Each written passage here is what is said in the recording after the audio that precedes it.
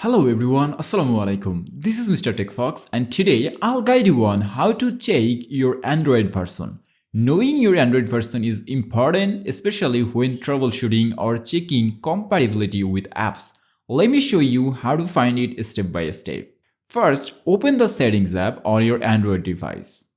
You can find it by swiping down from the top of the screen and tapping the gear icon.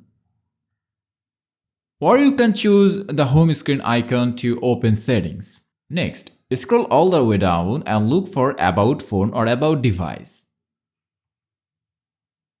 In the About Device section, you will see many options and here you can see software information or like this interface. Click on this.